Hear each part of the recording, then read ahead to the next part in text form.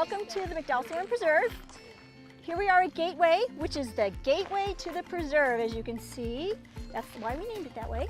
I wanted to show you a few things over here. We have a saguaro and we have a barrel cactus. And a lot of times people think that they're the same, but they really aren't. Here is a barrel cactus, and actually it's called a compass barrel because a lot of times it'll orientate towards the south. Something too that's really interesting, like a lot of times we'll be moving plants a little bit, and we always have to make sure that we mark the south side because you always want to put in the plants back in the same direction because this is more calloused and it's more used to the sun. Where this side would get sunburned, just like my face would if I didn't have sunscreen on. So the difference between a barrel cactus and a saguaro, they look kind of similar when they're smaller, but as you can see, the spines are straight and gray, where in the barrel cactus, it's called a fish hook barrel sometimes too. They're a little more hooked and they're a different color. The spines are very important for the cactus to survive. It breaks the wind. Look at how this is so dense right here. It creates shade for the plant. As they grow a little more, like the saguaro has, it doesn't necessarily need as much shade and as much protection. But up at the top, you'll notice that there's back to having a lot more cactus spines for creating that little shade and breaking the wind and giving it a little more protection. One of the things that you really need to do, no matter where you're hiking in the preserve, is take the time to observe things, whether it's a bird, a butterfly, the look of a plant, any of the wildlife that may or may not be out there that you can or cannot see. But here's an excellent example. What looks like a pile of debris of various parts and pieces of dead cactus and sticks and things like that is actually a pack rat midden. Pack rats is our name for them. It's a white wood rat, but they like to collect things. Pack rats are very versatile. They've been known to move into a barbecue grill literally overnight, look for something like that, buried underneath trees, out in the open, anything that looks like it's been piled up there, chances are it's a pack rat. Here we are at the creosote, and if you've lived here for any amount of time, creosote is our indicator of rain. It smells so wonderful. You just crunch it and smell a little bit. But as soon as the humidity gets a little higher, it will open up the pores and release the oils of the creosote. Oh, another thing too, the creosote was the medicine for the Native Americans when they were living here without civilization. But the creosote is a plant that's been around for thousands and thousands of years. It has these little yellow flowers, and then these little seed pods are a really high protein source for our antelope ground squirrels, our pack rats that you just learned about. All kinds of good animals love to munch on these. Here's a great example of a saguaro and the creosote acting as the nurse plant. When saguaros bloom and they fruit, they produce thousands and thousands and thousands of seeds, and those seeds are about the size of a poppy seed.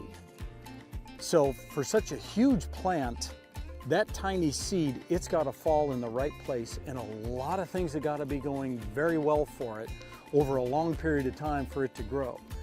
Sometimes those seeds will actually get tucked in, fall real close to a plant like a creosote, and they're protected in there for those young years when they're growing, and they need that protection from the sun, from other critters finding them and eating them when they're nice and juicy and tender, and they'll start growing. Now this saguaro right here is probably a couple of decades old, and at some point it's going to tower over this creosote. Creosote, by the way, grows for hundreds and hundreds of years. And so when you've got a saguaro growing through that creosote, both of them at some point will be hundreds of years old, and they'll be side by side, and you never even know that that creosote helped that saguaro grow. This is a Buckhorn Choya, and this is one of the first flowers to come out for the season. What's really super fun is that they are pollinated by flies.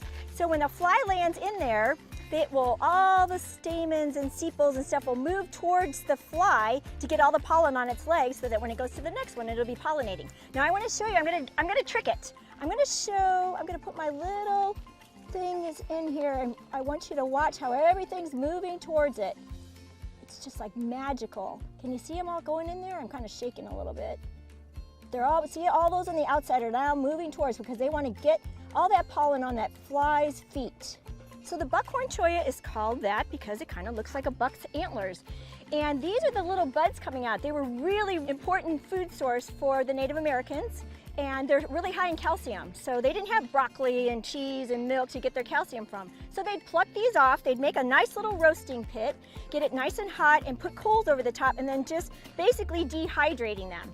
It's kind of like our pasta and rice that we kind of store throughout the year. They would store those, and then as they would cook throughout the seasons, they would always throw some of those in to have a little bit of calcium, and they would rehydrate in their stews and their foods.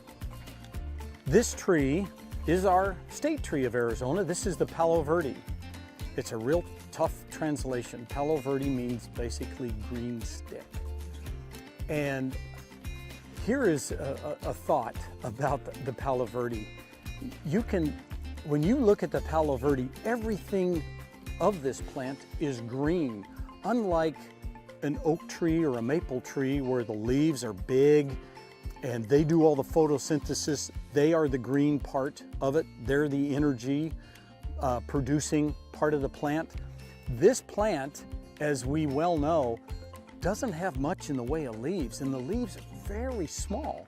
So at some point in evolution, this plant said, hey, we're all in it.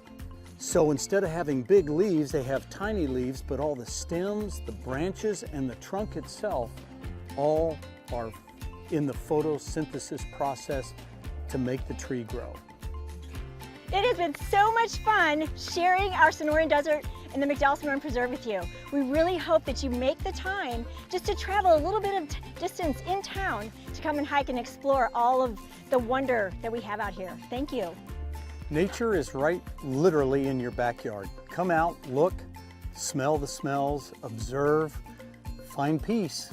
We've got a lot of trails. You're going to find it out here. Thank you so much.